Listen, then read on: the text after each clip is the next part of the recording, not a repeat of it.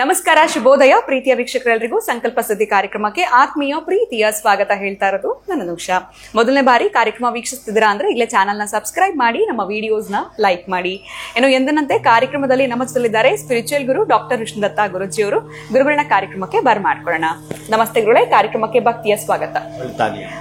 ವೀಕ್ಷಕರ ಪರವಾಗಿ ತಮಗೆ ಧನ್ಯವಾದಗಳು. ಪ್ರತಿಯೊಂದು ವಿಡಿಯೋಸ್ ಅಲ್ಲಿ ಉಪಯುಕ್ತವಾಗಿರುವಂತಹ ವಿಚಾರಗಳು, ಪ್ರತಿಯೊಬ್ಬರಿಗೂ ಬೇಕಾಗಿರುವಂತಹ ವಿಚಾರಗಳು, ಸರಳವಾಗಿರುವಂತಹ ರೆಮಿಡೀಸ್ ತಿಳಿಸ್ಕೊಡ್ತಾ ಬಂದಿದ್ದೀರಾ. ಕಳೆದ ಕೆಲವು ವಿಡಿಯೋಸ್ ಅಲ್ಲಿ ನಮ್ಗೆ ಹೇಳ್ತಾ ಇದ್ರಿ 18ನೇ ತಾರೀಕು ಬಹಳ ಉತ್ತಮವಾಗಿರುವಂತ ದಿವಸ, ಆಯುಷ್ಮಾನ್ ಭವ ಯೋಗ ಇದೆ, ಅದಿನ ಏನ್ ಅನ್ಕೊಳ್ತೀವಿ ಅದಾಗತ್ತೆ ಅಂತೆಲ್ಲ ಕೂಡ ಹೇಳ್ತಾ ಇದ್ರಿ. ಸೊ ನಾಳೆನೆ 18ನೇ ತಾರೀಕು, ಏನಾದ್ರೂ ಸಿದ್ಧತೆಗಳು ಮಾಡ್ಕೊಳ್ಳುವಂಥದ್ದು, ನಾನು ಆ ದಿನವನ್ನು ಬಳಸ್ಕೊಳ್ಬೇಕು ಅಂತಂದ್ರೆ ಹೇಗೆ ಬಳಸ್ಕೊಳ್ಬೇಕು, ಇದ್ರ ಬಗ್ಗೆ ತಿಳಿಸ್ಕೊಡಿ ಗುರುಗಳು. ಓಂ ವಿಶ್ವಸ್ಮೈ ನಮಃ. ಪ್ರೀತಿಯ ಬಂಧುಗಳೇ, ಏನಿಲ್ಲ, 18 ಸಂಖ್ಯೆ ಬಗ್ಗೆ ನಾನು ಹೇಳ್ತಿಲ್ಲ. ಅವತ್ತೊಂದು ಯೋಗ ಇದೆ. 2 ತಿಂಗಳ ಹಿಂದ್ಗಡೆನೆ ನಾವು ಇದಕ್ಕೊಂದು ಡ್ರಾಫ್ಟ್ ಹಾಕೊಂಡು ಕೆಲಸ ಮಾಡ್ತಿರ್ತೀವಿ. ಅವತ್ತು ಅಷ್ಟು ಜನನ ಸೇರಿಸಿ ಒಂದು ಯಜ್ಞವನ್ನ ಮಾಡೋ ಮುಖಾಂತರ, ಆಮೇಲೆ ಅದಕ್ಕೆ ಬೇಕಾಗಿರ್ತಕ್ಕಂತಹ ಪರಿಕರವನ್ನು ವ್ಯವಸ್ಥೆ ಮಾಡಿಕೊಂಡು ಅದಕ್ಕೊಂದು ಪೂರ್ಣ ಪ್ರಮಾಣದ ಯಂತ್ರವನ್ನು ತಯಾರು ಮಾಡ್ತಾ ಇರ್ತೀವಿ. ಯಾರೋ ಮೊದಲು ನನಗೆ ಇದು ಬೇಕು ಗುರುಗಳೇ ಅಂತ ಹೇಳಿರ್ತಾರಲ್ಲ, ಅಂಥವ್ರಿಗೆ ಅದನ್ನು ಸಿದ್ಧತೆ ಮಾಡುವಂಥ ಕೆಲಸದಲ್ಲಿ ತೊಡ್ಕೊಂಡಿರ್ತೇವೆ. ನೀವು ಕೂಡ ತೊಡ್ಕೊಳ್ಬಹುದು. ಅದು ಏನು ಅಂತಂದ್ರೆ, ನಿಮ್ಮ ಜಾತಕಗಳನ್ನು ತೆಗೆದುಬಿಟ್ಟು ಒಂದು ಕಡೆ ಇಟ್ಟು ಈ ಸರಸ್ವತಿ ಪೂಜೆ ಮಾಡ್ತಾರಲ್ಲ, ಹಾಗೆ ನನ್ನ ಜಾತಕಗಳ ದುರ್ಮುಹೂರ್ತಗಳಿದ್ದರೆ, ಕೆಟ್ಟ ಯೋಗಗಳಿದ್ದರೆ ಇವತ್ತೇ ನಿವಾರಣೆ ಆಗಲಿ ಅಂತೇಳಿ ಯಾರಾದ್ರೂ ಒಂದು ಗುರುಗಳ ಫೋಟೋ ಅದರ ಮೇಲೆ ಇಡುವಂಥದ್ದು, ಅಥವಾ ನೀವು ಕೈ ಇಟ್ಟು ಗುರುನಾಮ ಸ್ಮರಣೆ ಮಾಡುವಂಥದ್ದು. ಒಟ್ಟಾರೆ ತುಪ್ಪವನ್ನ, ಅಕ್ಕಿಯನ್ನ, ಹಾಲನ್ನ, ಕುಂಕುಮ ಕೇಸರಿಯನ್ನ ಇವತ್ತು ದಾನ ಮಾಡುವಂಥದ್ದು. 18ನೇ ತಾರೀಕು ನೀವು ದಾನ ಮಾಡುವಂಥದ್ದನ್ನು ಮಾಡಿಕೊಳ್ಳುವಂಥದ್ದು. ಅಕ್ಷತೆಯನ್ನ ನೀವೇ ಅಕ್ಷತೆ ಮಾಡೋದೊಂದು ವಿಧಾನ ಇದೆ. ನೀವು ಇಷ್ಟು ನೀರು ಹಾಕಿ ಮಾಡೋದಲ್ಲ. ಒಂದಷ್ಟು ಅಕ್ಷತೆಗೆ ಎಷ್ಟು ಮಾಡ್ತೀರೋ, 1-2 ಹಿಡಿ, 1-3 ಹಿಡಿ ಮಾಡ್ತೀರಿ ಅಂತಂದರೆ ಅದಕ್ಕೆ 2 ಡ್ರಾಪ್ ಅಷ್ಟೇ ತುಪ್ಪ ಹಾಕಿ ಒಂದಷ್ಟು ಅರಿಶಿನ ಚೆನ್ನಾಗಿ ಕಲಸಬೇಕಾದ. ನೀರು ಯಾವುದೇ ಕಾರಣಕ್ಕೂ ಒಂದು ತೊಟ್ಟು ಕೂಡ ಹಾಕೋ ಹಾಗಿಲ್ಲ. ಅಕ್ಷತೆ ಮಾಡೋ ವಿಧಾನ ಅದು ಬಂಗಾರದ ವರ್ಣವಾಗಬೇಕು. ಅಕ್ಷತೆ ಒಂದೇ ಒಂದು ಡ್ರಾಪ್ ಅಥವಾ 2 ಡ್ರಾಪ್ ತುಪ್ಪ ಹಾಕಿ ಅರಿಶಿನ ಚೆನ್ನಾಗಿ ಅದನ್ನು ನೀವು ಕಲಿಸಿದ್ರೆ ಹಾಗೆ ಆಗತ್ತೆ. ಅಷ್ಟು ನಿಮ್ಗೆ ತೆಗೆದುಕೊಂಡು ಕೂಡ ಅಂಟಾಕೋದಿಲ್ಲ, ಅದು ಅಷ್ಟು ಚೆನ್ನಾಗಿರುತ್ತೆ. ಈ ಅಕ್ಷತೆಯನ್ನು ನೀವು ಈ ಇಚ್ಛಾಶಕ್ತಿ, ಕ್ರಿಯಾಶಕ್ತಿ, ಜ್ಞಾನಶಕ್ತಿಗಳಾಗಿರ್ತಕ್ಕಂಥದ್ದು. ನಮಗೆ ಜ್ಞಾನವೇ ಬೇಕು, ಎಲ್ಲಂದು ಎಲ್ಲಿಗೆ ಯೋಚನೆ ಮಾಡಿದ್ರೆ ಜ್ಞಾನವೇ ಬೇಕು. ಅದನ್ನು ದಯಪಾಲಿಸು. ಆದರೆ ಇಂಥ ಕೆಲಸ ನನಗೆ ಯಾಕೋ ಪ್ರಯತ್ನ ಪಡೋದು ಸಕ್ಸಸ್ ಆಗ್ತಾ ಇಲ್ಲ. ಬಟ್ ನನಗೊಂದು ಅದೃಷ್ಟ ಕರುಣಿಸ್ಕೊಡು, ನನಗೆ ಅದೃಷ್ಟವೇ ಬೇಕಿಲ್ಲ. ನೀನು ನನಗೆ ಹಿಂದೆ ಏನು ಬರ್ತಿದ್ಯೋ ಅದನ್ನು ಅಳಿಸು. ಅದನ್ನು ಅಳಿಸು. ನನಗೆ ನಡ್ಕೊಳ್ಳೋಕೆ ಆಗ್ತಿಲ್ಲ. ಎಂಥ ಕೆಟ್ಟದ್ದು ಬರೆದಿದ್ರೆ ಅದನ್ನು ಅಳಿಸು. ನನಗೆ ಇವತ್ತೇ ನಾನು ಸಂಕಲ್ಪ ಮಾಡ್ತಾ ಇದ್ದೇನೆ. ನಾನು ಕೂಡ ಅಷ್ಟೇ. ಈ ಹಿಂದೆ ನಡ್ಕೊಂಡಿದ್ರೆ ಇನ್ನು ಮುಂದೆ ನಡ್ಕೊಳ್ಳಲ್ಲ. ದುರ್ವರ್ತನೆ ಸಾಧ್ಯವಿಲ್ಲ. ನನ್ನ ಕಡೆಯಿಂದ ಯಾರಿಗೂ ತೊಂದರೆ ಆಗಲ್ಲ ಅನ್ನೋದರ ಜೊತೆಗೆ ನನಗೆ ಇಚ್ಛಾ, ಕ್ರಿಯಾ, ಜ್ಞಾನಶಕ್ತಿ ಬೇಕು. ಮಹಾಲಕ್ಷ್ಮಿ ಕೃಪೆಯೇ ಬೇಕು ನನಗೆ ಅನ್ನೋದನ್ನು ಮಾಡಿಕೊಂಡು ನೀವು ಈ ಇಂದ್ರಕೃತ ಮಹಾಲಕ್ಷ್ಮಿ ಅಷ್ಟಕವನ್ನು ಹೇಳುವಂಥದ್ದು. ನಾನು ಹಾಸ್ಟೆಲಲ್ಲಿ ಹೋದವಾಗ 20 ಜನ ಎಲ್ಲ ಹೇಳಿದ್ರು. ನಾನು ಸ್ವಲ್ಪ ಡಿಫರೆಂಟ್ ಹುಡ್ಕೊಂತ ಮನುಷ್ಯ.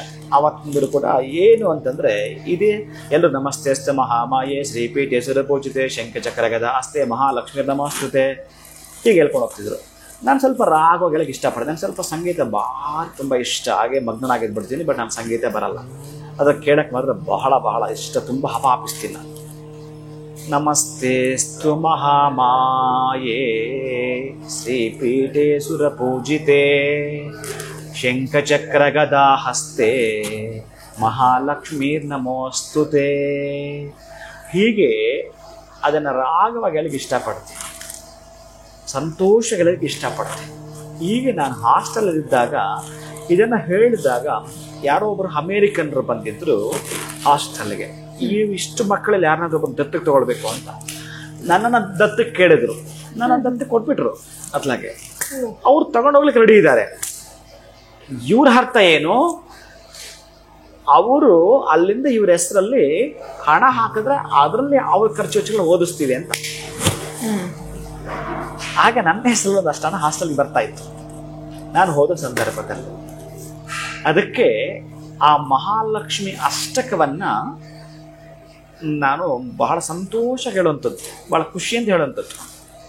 ಈಗ ಮನಸ್ಸಿನಲ್ಲೇ ಯಥೇಚ್ಛಾಗಿ ಅದನ್ನು ಹೇಳ್ಕೊಳ್ತಾ ಇರ್ತೀನಿ. ಅಲ್ಲಿ ಲಾಸ್ಟಲ್ಲಿ 3 ಇದೆಯಲ್ಲ, ಏಕಕಾಲೆ ಪಠೆ ನಿತ್ಯಂ ಮಹಾಪಾಪ ವಿನಾಶನ, ವಿಕಾಲವ್ಯ ಪಠೆ ನಿತ್ಯಂ ಧನಧಾನ್ಯ ಸಮನ್ವಿತ. ನಿಮ್ಮ ಜಾತಕದ 2ನೇ ಮನೆ ಕೂಡ ಧನಸ್ಥಾನವೇ. ಇಲ್ಲಿ ದ್ವಿಕಾಲ ಅಂತ ಹೇಳ್ತಾರೆ, 2ನೇದೇ, ಅಲ್ಲೂ 2ನೇದು. ಸ್ವಲ್ಪ ನೀವು ನಿಧಾನಕ್ಕೆ ಇವೆಲ್ಲ ಪರಿಗಣಿಸಬೇಕಾಗ್ತದೆ. ಬರೀ ತಿಳಿದುಕೊಂಡಿದ್ದೆ ಜ್ಯೋತಿಷ್ಯವೇ ದೊಡ್ಡದಂತಲ್ಲ, ಪರಿಪೂರ್ಣವಾಗಿ ಎಲ್ಲವನ್ನೂ ಕೂಡ ಗಮನಿಸಬೇಕಾಗತ್ತೆ. 2ನೇ ಸಲ ಹೇಳಿದರೆ ಧನಧಾನ್ಯ ಹೆಚ್ಚುತ್ತೆ. ತ್ರಿಕಾಲಮ್ಯ ಪಠೆ ನಿತ್ಯಂ ಮಹಾಶತ್ರು ವಿನಾಶ, ಮಹಾಲಕ್ಷ್ಮಿ ಭವ್ಯ ನಿತ್ಯಂ ಪ್ರಸನ್ನ ವರದಾ ಶುಭ. ಹಾಗೆ ನೀವೇನಾದರೂ ಪ್ರಾತಃ ಕಾಲ 1 ಸಲ, ಮಾಧ್ಯಾಹ್ನಿಕ 1 ಸಲ, ಸಾಯಂಕಾಲ 1 ಸಲ, ಈ 3 ಸಲ ಹೇಳ್ತೀನಿ ನಾನು ಅಂತಂದರೆ 6 ತಿಂಗಳೇನಾದರೂ ಇದನ್ನು ಕರೆಕ್ಟಾಗಿ ನೀವು ಈ ಸೀರಿಯಲ್ ಪ್ರಕಾರ ಹೇಳ್ತೀನಿ ಅಂತಂದರೆ ಕುಬೇರ ಇವ ಭೂತಲೆ ಅಂತೆ. ಅಂದರೆ ನಿಮ್ಮ ಮನೇಲಿ ಕುಬೇರ ಇರ್ತಾರಂತೆ. ಮಹಾಲಕ್ಷ್ಮಿ ಕಳಿಸ್ತಾಳೆ, ಹೋಗೋ ಅವ್ರ ಕಾಟ ಜಾಸ್ತಿ ಆಗಿದೆ, ನಾನು ತಗೊಂಡೋಗೋ ಅಂತ ಹೇಳುತ್ತೆ. ಕುಬೇರನ್ನ ಮನೆಗೆ ಕಳಿಸ್ಕೊಳ್ತಾರಂತೆ. ನಿಮ್ಮ ಶತ್ರುಗಳು ಅವರಾಗ ಅವ್ರ ದೂರ ಸರದೆ ಬಿಡ್ತಾರಂತೆ. ಅಷ್ಟು ಅದ್ಭುತ ಇರ್ತಕ್ಕಂಥ ದಿನ ಯಾವುದಾಗಿತ್ತು ಅಂತಂದರೆ ನಾಳೆ 18. ಅದಕ್ಕಾಗಿ ನಾನು ಇನ್ನೂ ಜಾಸ್ತಿ ಹೇಳ್ತೀನಿ ಗುರುಗಳೇ, ಆನಂದವಾಗಿ ಹೇಳಿ. ಬೆಳಗ್ಗೆ 10 ಸಲ ಹೇಳ್ತೀನಿ ಗುರುಗಳೇ, ಅಥವಾ ಬೆಳಗ್ಗೆ 3 ಸಲ ಹೇಳ್ತೀನಿ, ಮಧ್ಯಾಹ್ನ 3 ಸಲ ಹೇಳ್ತೀನಿ, ಸಾಯಂಕಾಲ 3 ಸಲ ಹೇಳ್ತೀನಿ. ಗುರುಗಳೇ ಮಧ್ಯಾಹ್ನ ಹೇಳಕ್ಕೆ ಆಗ್ತಾ ಇಲ್ಲ, ನಾನು ಜಾಬ್ ಮಾಡ್ತೀನಿ. ವೆರಿ ಗುಡ್, ನೀವು ಬೆಳಗ್ಗೆನೇ 3 ಸಲ ಹೇಳು ಸಾಕು. ಇದನ್ನೇ ಷಣ್ಮಾಸಂ ಅಂತ ಹೇಳ್ತಾನೆ. ಷಣ್ಮಾಸಂ ಈ ವಿಜಿತೇಂದ್ರಿಯ ಅಂದರೆ 6 ತಿಂಗಳ ಕಾಲ ಪಡಿಸಿದ್ರೆ ಅತ್ಯಂತ ಅದ್ಭುತ ನಡೆದೋಗ್ತದಂತೆ. ಪ್ರಾರಂಭದ ದಿನ 18 ಆಗಿರಲಿ. ನೀವು ಏನು ಮಾಡಿದ್ರು ತುಂಬ ಲಾಂಗ್ ಟೈಮ್ ಉಳ್ಕೊಳ್ತಕ್ಕಂಥ ಶಾಶ್ವತವಾಗಿರತಕ್ಕಂತಹ ಸಂಪತ್ತನ್ನು ಕೊಡುವ ದಿನ ನಾಳೆ. ಅಂತಹದ್ದು ಮಹಾಲಕ್ಷ್ಮಿ ನಾಡಿಕೊಂಡಾಡ್ತಕ್ಕಂಥದ್ದು. ನಾನು ಹೇಳಿರೋ ದ್ರವ್ಯಗಳನ್ನು ದಾನ ಮಾಡಿಕೊಡ್ತಕ್ಕಂತಹದ್ದನ್ನು ಕೊನೆ ಪಕ್ಷ ಹಾಲು ಅಕ್ಕಿ ಆದರೂ ದಾನ ಮಾಡಿ. ನಿಮ್ಗೆ ಯಾವ ಸಿಗಲಿಲ್ಲ ಅಂತಂದರೆ ಒಟ್ಟಾರೆಯಾಗಿ ನೀವು ಕೀರ್ತಿವಂತರಾಗ್ತೀರಿ, ಧನವಂತರಾಗ್ತೀರಿ, ದೀರ್ಘಾಯುಷ್ಮಾನ್ ಭವದ ದಿನ ನಾಳೆ. ಸೌಮ್ಯ ಅಂತಂದರೆ ಬುಧವಾರ. ಆ ಯೋಗಗಳಿರ್ತಕ್ಕಂಥದ್ದು ವಿಶೇಷವಾಗಿ ದೀರ್ಘವಾಗಿರ್ತಕ್ಕಂಥದ್ದು, ಭವ ಕರ್ಣ ಇರ್ತಕ್ಕಂಥದ್ದೆಲ್ಲ ಕೂಡ, ಯೋಗ ಇರ್ತಕ್ಕಂಥದ್ದೆಲ್ಲ ಕೂಡ ಅದರಲ್ಲೇ ಬರ್ತಾ ಇದೆ. ಅದಕ್ಕೆ ಆಯುಷ್ಮಾನ್ ಅನ್ನೋ ಯೋಗ ಅಲ್ಲಿದೆ. ಅದು ದೀರ್ಘಕಾಲವಾಗಿ ನಮಗಿರ್ಬೇಕು. ಅದಕ್ಕೆ ದೀರ್ಘಾಯುಷ್ಮಾನ್ ಭವ ಅಂತ ಹೇಳ್ತಾರೆ. ಭವ ಅನ್ನೋದು ಕರ್ಣದ ಹೆಸರು, ಆಯುಷ್ಮಾನ್ ಅಂತಕ್ಕಂಥದ್ದು ಯೋಗದ ಹೆಸರು, ಸೌಮ್ಯ ಅಂತಕ್ಕಂಥದ್ದು ಬುಧವಾರದ ಹೆಸರು. ಈ 3 ಒಂದೇ ದಿನದಲ್ಲಿ ಬಂದಾಗ ಅತ್ಯಂತ ಅದ್ಭುತಗಳು ನಡೀತವೆ. ಇದು ಹಿಂದಿನ ಮಹಿಮಾನ್ವಿತರು ಹೇಳಿಕೊಂಡು ಬಂದಿರತಕ್ಕಂಥದ್ದು, ಮಹಿಮಾನ್ವಿತರು ಆಚರಣೆ ಮಾಡಿಕೊಂಡು ಬಂದಿರ್ತಕ್ಕಂಥ ದಿನವಾದ್ದರಿಂದ ಬಹುಶಃ ಸಂತುಷ್ಟ ಅಂತಹ ಸಂಪದ್ಭರಿತವಾಗಿರೋ ದಿನಗಳು ನೀವು ಮಾಡ್ತಾ ಕೆಲಸದಿಂದ ವೆಲ್ಕಮ್ ಮಾಡ್ಕೊಳ್ತೀರಿ ಅಂತ ನಾನು ಭಾವಿಸ್ತೇನೆ. ಗುರುಗಳೇ, ಆದರೆ ಈ ದಿನ ಪೂರ್ಣ ದಿನ ಮುಹೂರ್ತ ಚೆನ್ನಾಗಿದೆ. ಯಾವುದೇ ಹೊಸ ಕೆಲಸ ಏನೇ ಮಾಡೋಂಗಿದ್ರು ಕೂಡ ಏನು ಹಿಂದೆ ಹಾಕೋಂಗೆ ಇಲ್ಲ ಅಥವಾ ನೋಡೋ ಅವಶ್ಯಕತೆನೇ ಇಲ್ಲ ಅಂತೀರ ಗುರುಗಳು?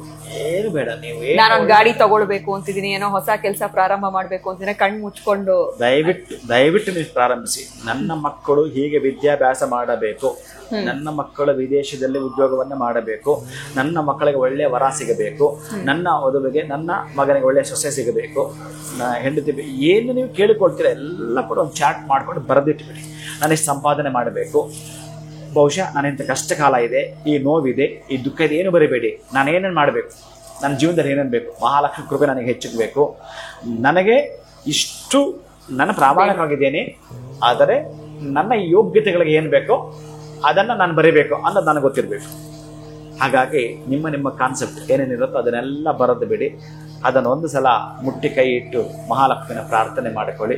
ಒಟ್ಟಾರೆ ಅವತ್ತೇನಾದರೂ ಒಂದು ಸೇವೆಯನ್ನು ಮಾಡ್ಯಪ್ಪ, ಒಳ್ಳೆಯದನ್ನು ಮಾಡ್ಯಬಹುದು. ಹಸುನ ಪೂಜೆ ಮಾಡಪ್ಪ, ಶ್ರದ್ಧೆ ಭಕ್ತಿಯಿಂದ ಒಂದು ಗೋವಿಗೆ ಗ್ರಾಸವನ್ನು ಕೊಟ್ಬಿಟ್ಟು ಓಂ ಸುರಭ್ಯೇ ನಮಃ, ಓಂ ಸುರಭ್ಯೇ ನಮಃ, ಓಂ ಸುರಭ್ಯೇ ನಮಃ, ಸುರಭ್ಯೇ ನಮಃ ಅಂತಂದು ಕೂಡ ದೇವಲೋಕದಲ್ಲಿರ್ತಕ್ಕಂಥದ್ದು ದೇವತೆ ಹೆಸರು, ಅಂದ್ರೆ ಕಾಮಧೇನುವಿನ ಹೆಸರು. ಆ ಸುರಭಿಯನ್ನು ನೀವು ಪ್ರಾರ್ಥನೆ ಮಾಡಿದ್ರು ಕೂಡ ಅಷ್ಟು ಅದ್ಭುತಗಳು ನಡೀತವೆ. ಒಟ್ಟಾರೆ ನೀವು ಕೇಳಿಕೊಳ್ಳುವಂಥ ಪ್ರಾರ್ಥನೆ ದೀರ್ಘಕಾಲವಾಗಿ ಶಾಶ್ವತವಾಗಿರತಕ್ಕಂಥದ್ದು, ಪರ್ಮನೆಂಟ್ ಸೊಲ್ಯೂಷನ್ ಕೊಡೋ ಮುಖಾಂತರ ನಿಮಗೆ ಅತ್ಯಂತ ಅದ್ಭುತವಾಗಿರೋ ಸಂಪತ್ಭರಿತವಾಗಿ ಸಂಪತ್ತನ್ನು ದಯಪಾಲಿಸ್ತಾರೆ ಮಹಾಲಕ್ಷ್ಮಿ. ಖಂಡಿತ ಗುರುಗಳೇ. ಸೊ ನಮ್ಮ ಪ್ರಾರ್ಥನೆ ಬೇಡಿಕೆಗಳಿಗೆ ಪೂರ್ಣ ಫಲ ಸಿಗುವಂತ ದಿನ ನಾಳೆ ಜೂನ್ 18ನೇ ತಾರೀಕು. ಆಯುಷ್ಮಾನ್ ಭವ ಯೋಗ ಇದೆ. ಏನೆಲ್ಲ ದಾನಗಳನ್ನ ನಾವು ಮಾಡಬೇಕಾಗತ್ತೆ, ಸಾಧ್ಯ ಆದ್ರೆ ಹಾಲು ಅಕ್ಕಿ ಆದ್ರೂ ದಾನ ಮಾಡಿ ಅಂತ ತಿಳಿಸ್ಕೊಟ್ಟಿದ್ದೀರಾ. ಇನ್ನು ಒಂದು ಮಂತ್ರದ ಪಠಣೆನ 3, 6, 9 ಬಾರಿ ಮಾಡೋದ್ರಿಂದ ಕುಬೇರ ಮಹಾಲಕ್ಷ್ಮಿ ನಮ್ಮ ಮನೆಗೆ ಬರ್ತಾರೆ ಅಂತ ಕೂಡ ತಿಳಿಸ್ಕೊಟ್ರಿ. ಅದ್ಭುತವಾಗಿರುವಂತಹ ವಿಚಾರ, ನಾಳೆನ ಬಳಸ್ಕೊಳ್ಳೇಬೇಕು ಯಾಕೆ ಅನ್ನೋದನ್ನ ಕೂಡ ತಿಳಿಸ್ಕೊಟ್ರಿ. ಧನ್ಯವಾದಗಳು, ನಮಸ್ಕಾರ. ಹರೇ ಶ್ರೀನಿವಾಸ.